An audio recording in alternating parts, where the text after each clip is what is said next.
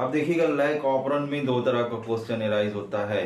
पहला जो क्वेश्चन होता है component of the lack operand, और दूसरा होता है हाउ कैन इट वर्क। आप जानते हैं कि लैक ऑपरेंड जो होता है ये प्रोकैरियोट में पाया जाता है। यूकैरियोट में इस तरह का सिस्टम जो होता है वो एब्सेंट होता है, क्योंकि प्रोकैरियोट में ही आपका ट्रांसक्रिप्शन और ट्रांसलेशन जो होता है वो साथ साथ होता है, और साइटोप्लाज्म के अंदर होता है, क्योंकि उसमें न्यूक्लियस एब्सेंट होता है। इसलिए हम लैक ऑपरेंड के बारे में पढ़ेंगे, कैसे लैक ऑपरेंड वर्क करता है। एक ऐसा सिस्टम जिसमें लैक्टोज की मेटाबॉलिज्म जो होती है in reference to the bacteria, bacteria में एनर्जी का जो सोर्स होता है वो कौन होता है, लैक्टोज होता है। जैसे ही मीडियम में लैक्टोज होता है इसकी मेटाबॉलिज्म जो होती है वो ऑपरेट हो जाती है, और इसकी मेटाबॉलिज्म के लिए थ्री डिफरेंट टाइप के आपके एंजाइम्स प्रोटीन बनते हैं, और वो प्रोटीन जो होते हैं एक जीन से रेगुलेट होते हैं। तो एक तरह से ये जीन रेगुलेशन होता है जो एक प्रोमोटर साइट और ऑपरेटर साइट से रेगुलेट होता है। मेनली एक ही ऑपरेटर साइट होती है जो क्या करता है, इस लैक्टोज की मेटाबॉलिज्म को रेगुलेट करता है। अब लैक्टोज की जो मेटाबॉलिज्म होती है इसमें आपका क्या होता है, जो इंड्यूसर होता है वो आपका कौन सा होता है, लैक्टोज होता है। लैक्टोज जो होता है वो सबस्ट्रेट की तरह काम करता है, और इस लैक्टोज के प्रेजेंस या एब्सेंस के बेस पर लैक ऑपरेंड की प्रोसेस या तो स्विच ऑन होती है या तो स्विच ऑफ होती है। इन जनरल क्या होता है, जब लैक्टोज नहीं होता है तो लैक ऑपरेंड क्या होता है, स्विच ऑफ हो जाता है, और कंटिन्यूअस स्विच ऑफ बना रहता है जब तक कि मीडियम में लैक्टोज अवेलेबल नहीं होता है। तो बच्चों आज हम लैक ऑपरेंड के बारे में पढ़ेंगे। लैक ऑपरेंड का जो डायग्रामेटिक रिप्रेजेंटेशन होता है ये एक डीएनए का सीक्वेंस है, और इसमें सबसे पहले जो होता है ये प्रमोटर साइट होता है। ये आई जीन्स जो रिप्रेसर प्रोटीन को बनाता है, उसके बाद पी होता है, फिर आपका ऑपरेटर साइट होता है। ये जो होता है वो इसकी ट्रांसक्रिप्शन की प्रोसेस को रेगुलेट करता है। उसके बाद Z, Y and A, there are the three genes. In absence of lactose, जब लैक्टोज सिस्टम में एब्सेंट होता है तब क्या होता है, हम जानते हैं कि ये जो आई जीन्स होता है एक ये एम आरएनए रिप्रेसर आरएनए बनाता है। इससे आपका क्या होता है, रिप्रेसर प्रोटीन बनती है। ये जो रिप्रेसर प्रोटीन होती है एक तरह से ये रेगुलेटरी जीन का ही काम करता है, और जैसे ही रिप्रेसर प्रोटीन बनती है ये जाकर के ये रिप्रेसर प्रोटीन जाकर के ऑपरेटर साइट में क्या होती है, बाइंड हो जाती है। जैसे यहाँ पे ऑपरेटर साइट में बाइंड हो जाती है, अब प्रोमोटर साइट पे आरएनए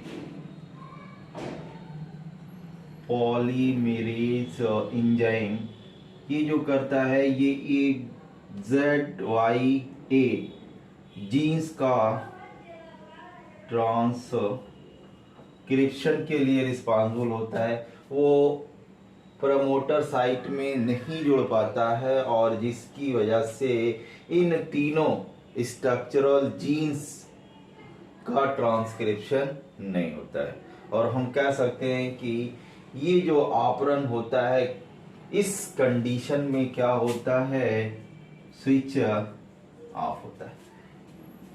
बराबर ये आई से प्रोटीन बनती रहेगी, रिप्रेसर प्रोटीन, और ये प्रोटीन ऑपरेटर में जाके बाइंड हो जाती है, और इस तरह से Z, Y और A तीन ये स्ट्रक्चरल जीन्स होते हैं जिनसे बनने वाली प्रोटीन जो होती है वो लैक्टोज की मेटाबॉलिज्म में यूज होती है, वो नहीं बन पाती।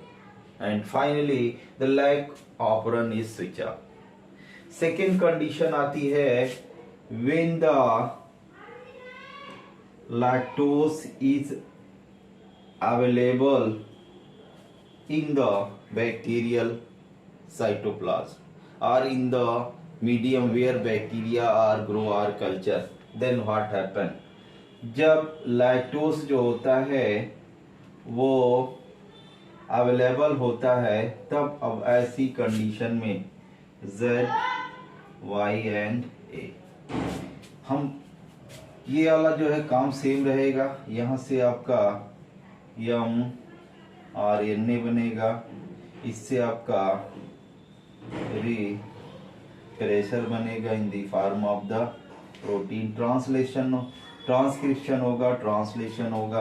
अब लैक्टोस जो होता है, लैक्टोस जैसे ही अवेलेबल होता है it available in the form of inducer, और इसको हम इस तरह से रिप्रेजेंट करते हैं, ये आपका इस तरह से होता है। तो जैसे ही लैक्टोस सिस्टम में जाता है ये जो रिप्रेसर प्रोटीन होती है इससे बाइंड हो जाती है और इस तरह से अब ये इनएक्टिवेट हो जाती है। जो रिप्रेसर प्रोटीन होती है या कह सकते हैं रिप्रेसर इनएक्टिव, जैसे ही रिप्रेसर इनएक्टिव होता है आरएनए पॉलीमरेज एंजाइम जो होता है वो आपका कहाँ पे आके जुड़ जाता है, प्रमोटर साइट में। और आप जानते हैं जैसे ही प्रमोटर साइट में आके जुड़ेगा then the process of transcription, यहाँ पे हम लिखते हैं ट्रांसक्रिप्शन ऑफ ZYA, और इन तीनों से आपका क्या बनेगा, लाइक यम RNA का फॉर्मेशन होता है। यानी प्रमोटर साइट में कौन जाके जुड़ेगा, RNA पॉलीमरेज एंजाइम, और जैसे ही जुड़ेगा ये तीनों स्ट्रक्चरल जीन्स का काम करते हैं। और आप जानते हैं कि in reference to transcription, transcription किसका होता है, स्ट्रक्चरल जीन्स का होता है। तो इनका ट्रांसक्रिप्शन होता है, लाइक mRNA बनता है। इस लाइक mRNA में जो Z जीन होता है इसे बीटा ग्लाइकोसाइडेस एंजाइम बनता है। It is the enzyme which are responsible for the metabolism of lactose. Lactose को ग्लूकोस और ग्लैक्टोस में ब्रेक करने का काम कौन करता है, बीटा ग्लैक्टोसाइडेस।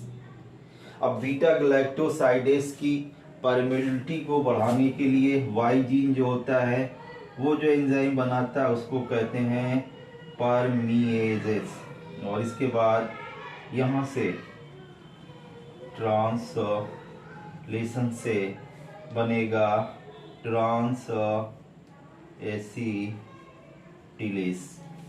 इसमें ट्रांस एसिटिलेज का जो फंक्शन है बहुत क्लियर नहीं है, बट ऐसा माना जाता है ये दोनों जो होते हैं वो मेन रोल अदा करते हैं in reference to the metabolism of the lactose, जबकि ट्रांस एसिटिलेज जो होता है एसिटल ग्रुप के ट्रांसफर करने में क्या करता है, मदद करता है। तो इस तरह से जब तक लैक्टोस सिस्टम में होता है तब तक रिप्रेसर प्रोटीन इनएक्टिव रहता है, और ऐसी कंडीशन में प्रमोटर साइट पे आकर के आरएनए पॉलीमरेज या आप कह सकते हैं DNA dependent RNA polymerase enzyme जुड़ता है।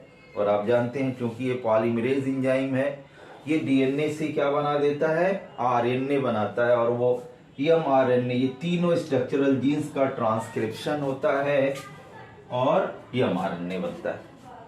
अब क्योंकि ये तीन अलग अलग जीन्स होते हैं तो अल्टीमेटली इनसे क्या होंगे, तीन तरह के प्रोडक्ट बनते हैं।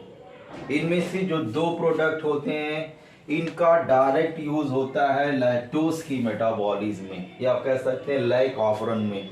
तीसरा वाला जो होता है उसका फंक्शन बहुत क्लियर नहीं है, बस हम कह सकते हैं कि ये एसिलरेशन के लिए या एसिटल ग्रुप के कार्बन पर शिफ्टिंग के लिए रिस्पॉन्सिबल होता है।